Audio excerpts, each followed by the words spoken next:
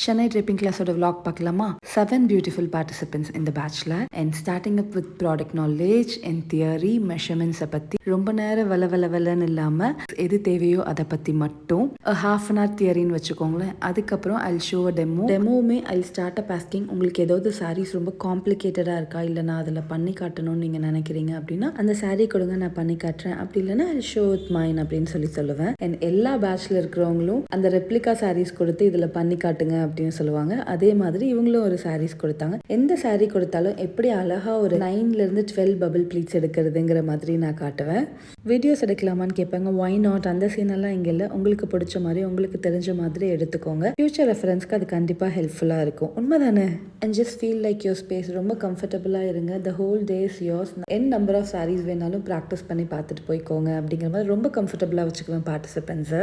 எல்லாருமே மினிமம் 3 சாரீஸாவது பண்ணியிருந்தாங்க. எல்லாரும் அவங்கவுங்க ஒர்க்கை ஷோ பண்ணிட்டு இருக்காங்க. நிறைய பேர் இதில் ஃபர்ஸ்ட் டைம் சாரியை ஹோல்ட் பண்ணி படிக்கிறாங்க. ஜஸ்ட் பார்த்தா அப்படியே தெரியுது, ரொம்ப ப்ரிட்டியாக பண்ணியிருக்காங்கல்ல. அன்றைக்கி நாங்கள் நிறைய பிக்சர்ஸ் அண்ட் வீடியோஸ் எடுத்துக்கிட்டோம். அது அவங்களுக்கு எவ்வளோ ஹாப்பியாக இருக்குன்னு கூட எனக்கு ஐடியா கிடையாது. பட் எனக்கு அவ்வளோ ஹாப்பியாக இருந்தது.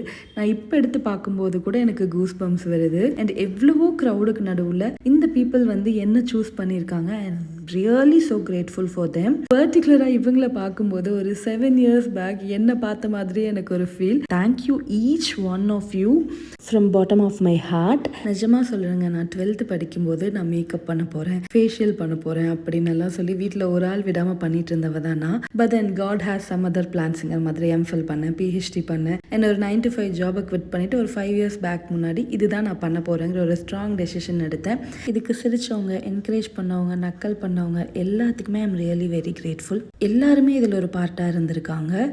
அண்ட் இப்போ இந்த கதை எதுக்குன்னா, பட் தென் உங்கள் ட்ரீமை நோக்கி யாராவது ஓடிட்டு இருக்கீங்க அப்படின்னா trust me, it will take time but it will happen. ரொம்ப ஸ்லோவாக ஸ்டெடியாக பண்ணுங்க. என்ன வேணா இருக்கட்டும், அதோட பாத்தையும் ப்ரோக்ரஸையும் என்ஜாய் பண்ண மறந்துடாதீங்க. குவிக்காக ஃபீட்பேக் கேட்கலாமா? சாரி ப்ளீட்டிங் சுத்தமாக தெரியாது. இப்போ ஐ ஹாவ் த கான்ஃபிடென்ட். நான் என்னோட செல்ஃபாக நான் நல்லா சாரி கட்டிப்பேன். உங்க சொன்னது படி பார்த்தீங்கன்னா நிறைய மெஷர்மெண்ட்ஸ் அந்த மாதிரி சொல்லி தருவாங்க. நானும் யூடியூப்ல பார்க்கும்போது அப்படிதான் இருந்துச்சு.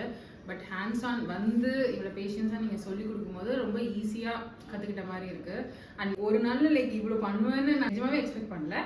But it was really nice and ரொம்ப ஈஸியாக கற்றுக்கிட்ட மாதிரி இருக்கு. நான் பபிள் ப்ளீட்காக தான் வந்திருந்தேன். நான் எதுக்கு வந்தேனோ யூ காட் மீ தட். எனக்குமே வந்துட்டு இப்போ ரொம்ப கான்ஃபிடென்ட்டாக இருக்கு, லைக் ஐ கேன் ஹேண்டில் அப்படின்னு சொல்லிட்டு.